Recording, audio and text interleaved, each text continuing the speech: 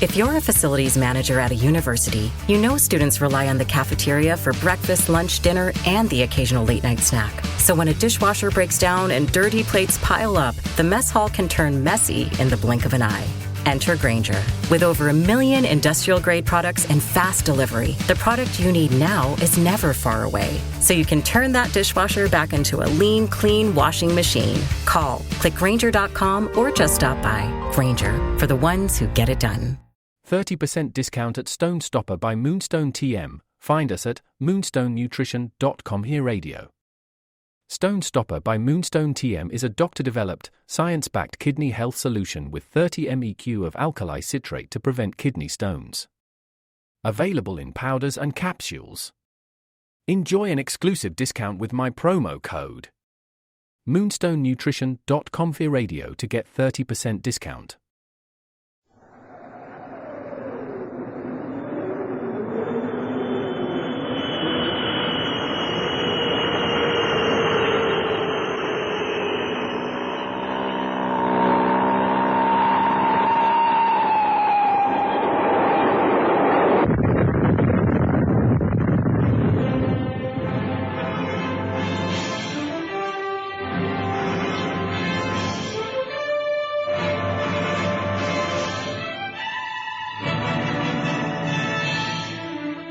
High Adventure.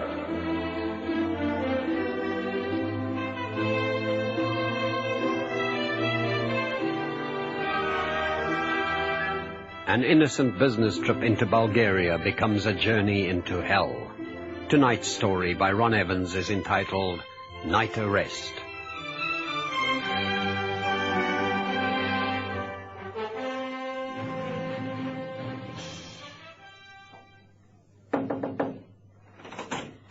Ah, there you are, Blake. Good. Come in. Close the door. Sit down for a moment. Yes, Mr. Billington. Well, I suppose you must be wondering why I've sent for you on a Friday afternoon. Yes, sir. Yes, I'm sending you on a week's holiday. What? How does that strike you? Oh, very nice, Mr. Billington. To Bulgaria. Bulgaria, sir? Yes. Sofia. There's a trade exhibition there. I'd like you to go as an observer. But Bulgaria's behind the Iron Curtain. Oh, codswallop, Blake. It's more of a plastic curtain these days. Keep up with the times, man. Read your newspapers, not just the sports and comic strips. Mr. Billington. Now then, I have the official invitation here from the exhibition organizers, so you'd better take it. There you are. And I booked a seat for you, Sunday morning, Heathrow. There's your ticket. It's a direct flight. But this is all very sudden, Mr. Billington. I mean, I haven't been east of Colchester in my entire life. Yes, I've heard you're a bit of a recluse, Blake. 40 years old, aren't you, and still not married? Well, it's about time you spread your wings and saw something of the world. But, sir, I'm in the accounts department. Surely going to Sofia would be a sales rep's job. Well, I can't spare one, Blake. What with the recession ending and China now wide open for trade with the West, I've 9 of my best men there right now. And nearly $1 million worth of new business they pulled in this month. It's all expansion, Blake. Wonderful. What exactly will I have to do? Oh, it's quite simple, really. You've been booked for a week into the Hotel Byzantine, which is only 5 minutes' walk from the exhibition site. You'll take a briefcase full of our latest brochures and hand them around. You'll find dozens of reps who are interested in heavy engineering products. Just let it be known who you are. Get names and addresses, all that kind of thing. It's all a matter of using your common sense, Blake. I'll have to miss my Sunday golf. Well, there's more to life than whacking a silly white ball all over the countryside. So, that's about it, Blake. If you see Carruthers, he'll give you a letter of credit for £1,000 and all the brochures you'll need. So, have a nice trip. The weather in Bulgaria will be lovely at this time of the year. I'm sure it will, sir.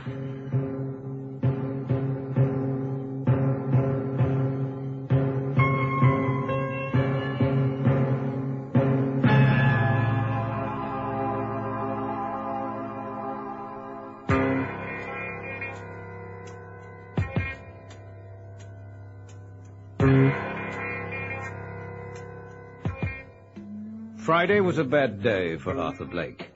He was a quiet man, unworldly and rather narrow in his lifestyle. He lived alone in a small semi-detached where he spent most of his time gardening, listening to orchestral concerts on his hi-fi, or fussing over his stamp collection. His only outside interest was golf, which occupied his Sunday mornings.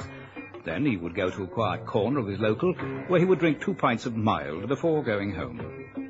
And now suddenly he found himself being thrust out into the world for a whole week, and the very thought appalled him. On Sunday morning he nervously checked in at Heathrow and was airborne an hour later, his stomach churning with horror as he saw the land fall away and the puffy white clouds beginning to swirl past the window next to him. Luckily for him, the airways provided a sick bag for passengers such as Arthur Blake. It was 3 p.m, local time, when the plane touched down at Sophia, and Arthur thankfully made his way out into the warm afternoon sunlight.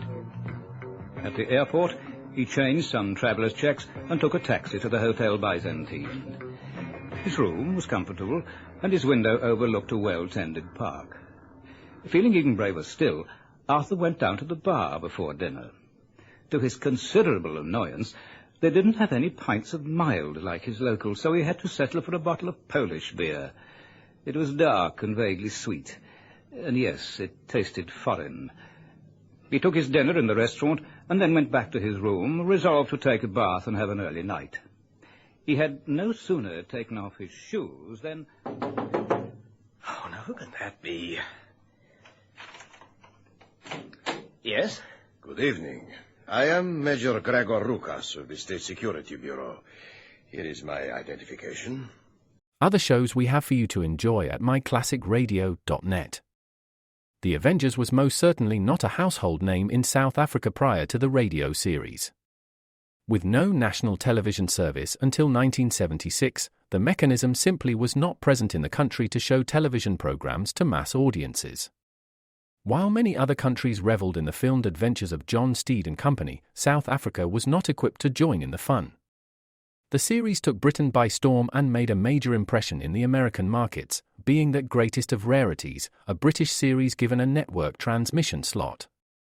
However, as a filmed series, rather than a videotaped one, The Avengers was able to gain a modicum of exposure in South Africa through film rentals. Come and listen at myclassicradio.net. May I come in? Why, yes, certainly. My 2 men will remain outside the door while we talk. What can I do for you, Major? Your identification first. Passport, please. Yes, it's here in my jacket pocket.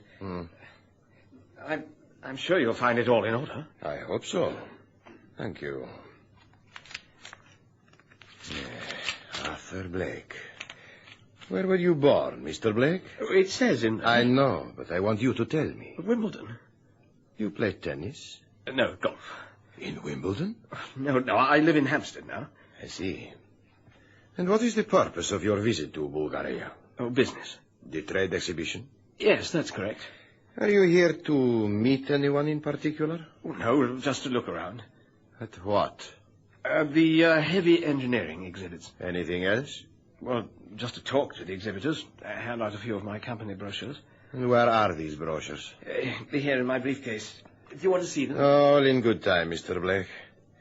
Are you using traveller's checks for money? Yes, and I also have a letter of credit for £1,000. I see. I think, Mr. Blake, we shall go for a small walk.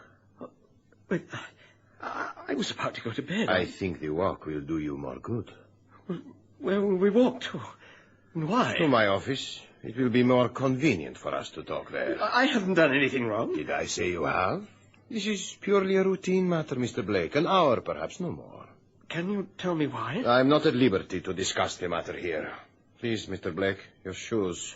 But I'm not sure I should. You would be making a terrible mistake to refuse. I and my superiors would be forced into believing you have something to hide. All right. But please, I do want to be back as soon as possible. I have a very busy day ahead of me tomorrow. I'm sure you have, Mr. Blake.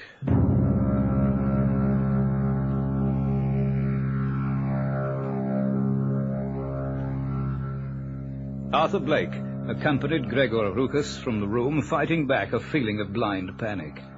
The 2 uniformed policemen outside the door fell in behind them. After leaving the hotel, they walked a distance of 3 blocks to a squat black stone building and went inside.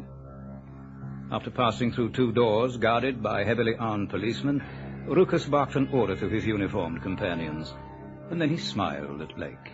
They will take you to my interrogation room. I shall join you in a few minutes.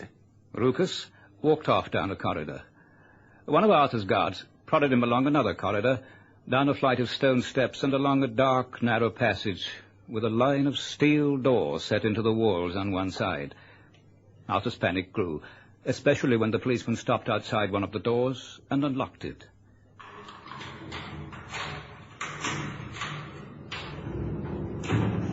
Wait a minute. This is a prison cell. No, it's a bloody dungeon. Arthur was pushed forward, and the door was slid to and locked. Light came from a dingy bulb far above his head. The ancient stone walls were wet and moss-covered. The only furnishings were a bare plank bed, a chair, and a metal pot filled with water. A small hole in the floor was obviously intended to serve as the latrine. Succumbing to his terror, Arthur flung himself at the steel door. Let me out! I've done nothing wrong! Let me out of here, please! For the love of heaven, listen to me! What have I done? It's monstrous what you're doing to me!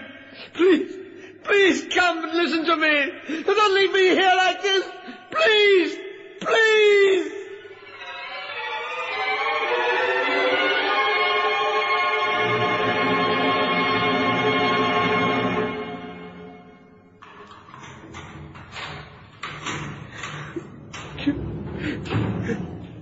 Mr. Blake?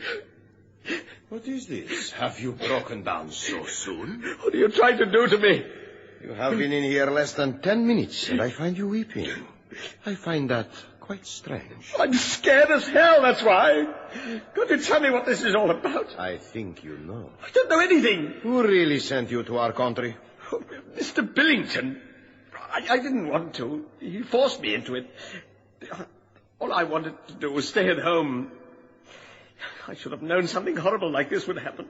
It always happens when you mix with foreigners. You are the foreigner here, Mr. Blake. It's not the same thing at all. I'm not a proper foreigner. I'm British. Ah, yes. Which brings me round to the subject of your passport. It is forged. Forged? But that's impossible. I got it myself from the passport office. According to you, yes. But it's true. Tell me, why have you really come to Bulgaria? To spy on the new Soviet missile base at Constanza? You think I'm a spy? Oh, no, that's absurd. Is it? Can you explain the automatic pistol we found in your briefcase? Gun? Oh, no, you must be having me on. I've never touched a real gun in my life. I'm being very patient with you, Mr. Blake. But for your own sake, you must tell me the truth. I am! Then explain the weapon and the map we found stitched into the lining of your suitcase. Gun? Map? Am I going mad? If you insist in playing innocent, I shall be forced to hand you over to Sergeant Savek for intensive interrogation. No. This can't be real. I'm sure you must have seen in movies what a medieval torture chamber looks like. The rack, the boot, thumb screws, all that kind of thing. Well, Sergeant Savek is an expert, and he has such a chamber only a few meters from here. You know, he even has a brazier and branding irons. I won't listen. I refuse to listen. It can't be real. This is a dream. I went to bed, and now I'm dreaming. Having a terrible nightmare. Oh, this is real, Mr. Blake, or whatever your name really is. If you are not prepared to cooperate, then Sergeant Savek will be allowed to have his way with you. No. Now then, shall we start at the very beginning? What is your real name? The name of your superior officer, and who you have been instructed to contact in Bulgaria. I wish to heaven I was a spy. Then I can tell you all you want to know. Is it lies you want? I have heard enough lies, and now my patience is exhausted. Sergeant Savek, take him away. He is all yours.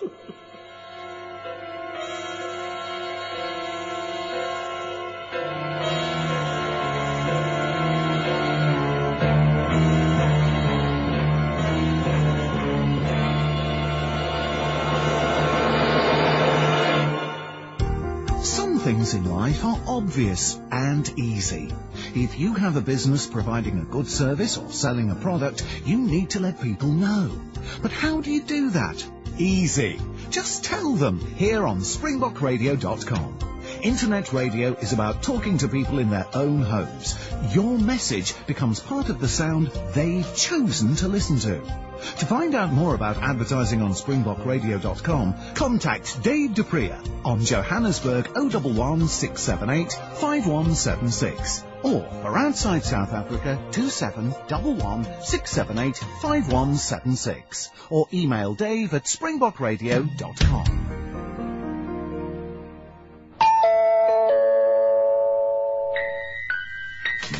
Splash the water hog, splashing all day long. Using up the water, it's too late when it's gone. If you want to help, then this is what to do.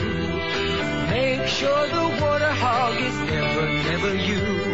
Just make sure the water hog is never you.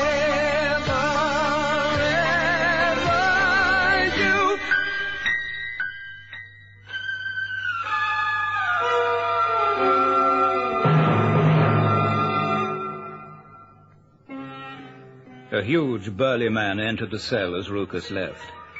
Sergeant Savick was accompanied by 2 policemen. They roughly grabbed Arthur and stripped off his clothing. He was then frog-marched out of the cell, along the narrow corridor and down a steep flight of stone steps. Arthur's eyes bulged in horror at the sight that met his eyes. Rukus had been right. The chamber he was dragged into was a medieval torture chamber. The only sign that it was the 20th century were the 2 fluorescent lights set high in the stone ceiling. He felt sick and faint. Savick barked orders to his assistants, and Arthur was strapped onto a circular rack. Arthur alternately cried and sobbed. No, please, no. How do you like my workstation, eh? A pretty sight for an enemy spy, don't you think? I'm not a spy. Honestly, I swear it. Major Rukus says you are, and I prefer to believe him. I came here for an exhibition, I'll tell you. Oh, now you are the exhibition. Please, Well, shall we get to work? You surprise me, Englishman. Most suspects break down just at the sight of this chamber. I've broken down too, believe me. I'm terrified out of my wits. No, you cannot be, I can tell. You only pretend to be afraid. Why should I do that, for heaven's sake? To make us sympathetic and ready to believe you are innocent. Let me explain to you what there is to look forward to. The wheel you are strapped to is capable of pulling your arms and legs from their sockets. A very painful experience. Noisy, too. You're sick. But back to business. The wheel rather slack at present. Rodescu, sverse dort beneden. No, please don't. No. Oh, heaven help me. You make such a lot of noise, yet we've barely taken up the slack. What do I have to do to make you stop? Just tell the truth. Major Rukus asked the questions, and I'll call him if you want to provide the answers. What's this, old boy? No, please, no more. I'll tell him everything. Are you sure? Yes, I am certain. Slacken off the wheel. I cannot do that. I'll call the major, but I must warn you. If you are bluffing for time, you will regret it. That is a promise. No.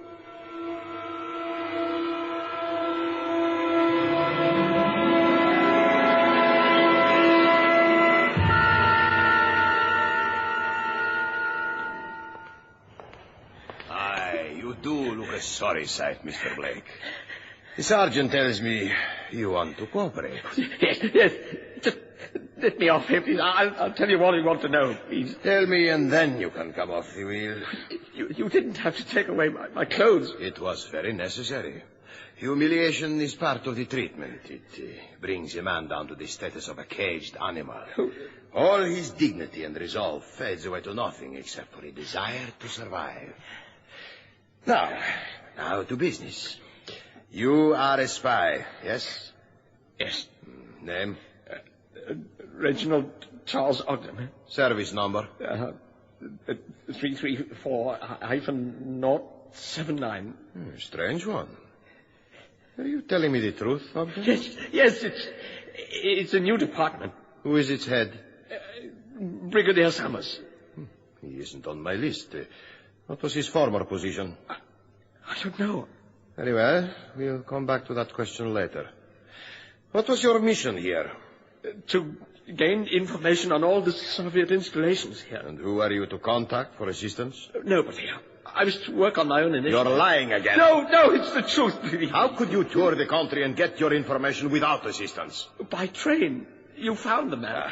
The map didn't tell us much. But all the sensitive areas were clearly marked on it. Yes, it's possible that you are telling me the truth. Oh, yes. We can go into the finer details later. Why did you risk bringing a gun into Bulgaria? To defend myself, of course. The custom officials could have found it. I hid it. Where? In my trousers. Why didn't it affect the alarm system at Heathrow Airport when you passed through? It was arranged for me to pass through a separate entrance into the departure lounge. Sergeant Savek, I'm sorry to have to deprive you of your night's work. Take the prisoner back to his cell while I go and check on the information he's given to me. I hope you've been telling me the truth, Mr. Ogden. One lie, and it's back to Sergeant Savek's playground.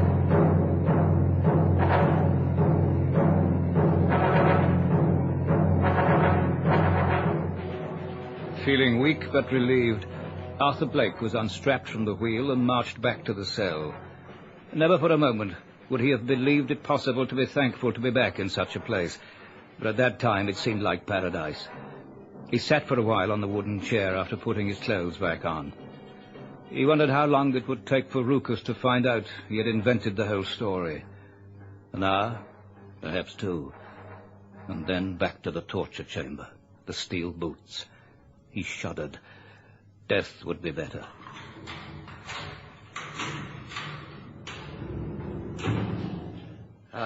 Yes, you look more dignified now, Mr. Ogden. Well, I'm pleasantly surprised to find you told me the truth.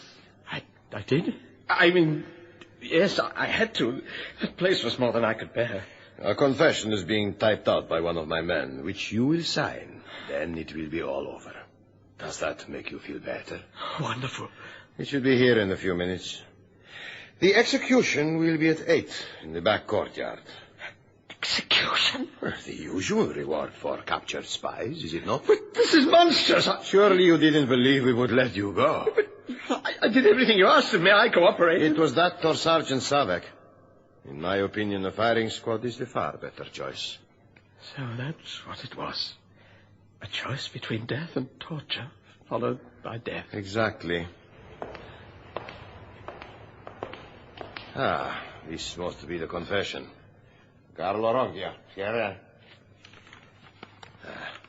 it is, Mr. Ogden.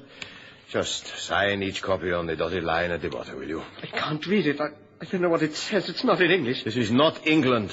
What it says is of no real interest to you. Now, please, sign. Sign my own death warrant. What did I ever do to deserve this? You became a spy. Now, kindly sign. Here you are. Thank you. Well, I'll see you when they come for you at 10 to 8. Have a pleasant sleep.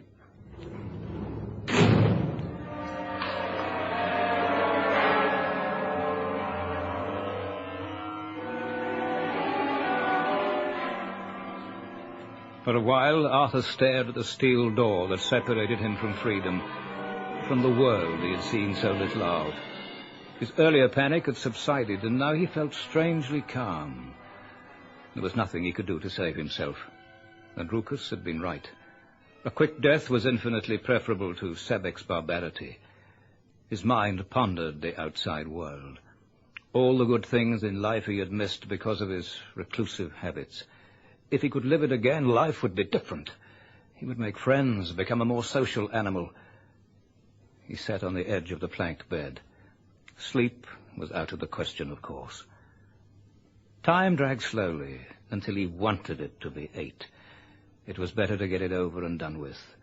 And then he heard it.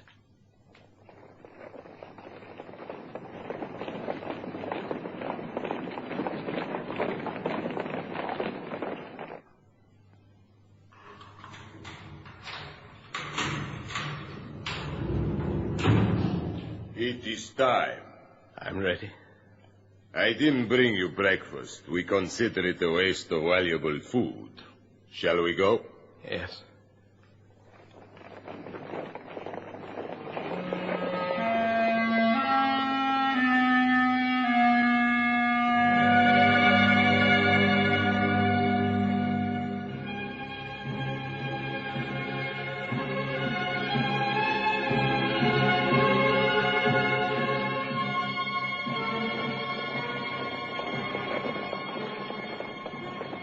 Slightly stooped, Arthur marched with his executioners up the flight of steps, down a long corridor and out into a courtyard. The sun was shining, and he straightened himself up, determined now to face the final ordeal with a show of bravado. The guards stepped away from him, and he found himself in front of a car. The rear door was opened, and Major Ruckus was sitting inside. The driver was in civilian clothes. Morning, Mr. Ogden. Please, get inside. What is all this? Do as I ask. Close the door. Is this some more of your torture? I'm to be executed somewhere else? No. It's nothing like that at all. Where are you taking me, then? There is a flight for London in an hour. Your things have been collected from the hotel and are waiting for you at the airport. What? This package contains your passport, money, and other documents. I don't understand. You're free to go, Mr. Blake. We found you were telling the truth the first time around. I must say, though, that your second attempt was very convincing. What happened? Oh, no doubt you will learn the truth in due course. I suppose the world looks a better place now, eh? I'll never whine again. Believe me, I'm ready to enjoy every minute. Oh, by the way, you can have this. It's my confession. Oh, not really. It was really your acceptance of an apology given by my government for your mistaken arrest. So you knew I was innocent when I signed it? Yes. You bloody sadistic swine. I spent all night thinking that It was necessary. Please believe that, Mr. Blake. It was vitally necessary. The gun and the map you claim to have found? Oh, those. Well, they didn't really exist. I think the whole incident is best forgotten. Please, have a nice flight home. Had an exciting time, I hear, Blake. I'm back from the jaws of hell. Oh, Major Ruckus saw you out safely, didn't he? You know of him? Oh, yes, one of our great operatives. Great chap. Intensely loyal. What? Oh, well, I suppose you deserve to know the truth. You were used as a scapegoat, Blake. That's a bit hard on you, I'll admit, but it was essential to get in a genuine agent. The Bulgars were tipped off, and they were looking for him. I sent you so that Ruckus could use you as a smokescreen while the real agent got through. No. Yeah, it was a bit tough on you, I'll admit, but, well, you came out unscathed. There was very little risk in it for you. Oh, yes. I'm an administrator of Special Intelligence Services. We're rather an elite little group of hellraisers. Right, now then, Blake. How soon can you get the Atkinson account ready? Should have been finished last week. I know, sir. I was a bit pressed for time. Yeah, well, you better get on with it then, Blake. Not before I tell you what I really think about you and your damned elite little group of hellraisers. And after that, I'm going to resign and enjoy life and all the petty vices I've been missing.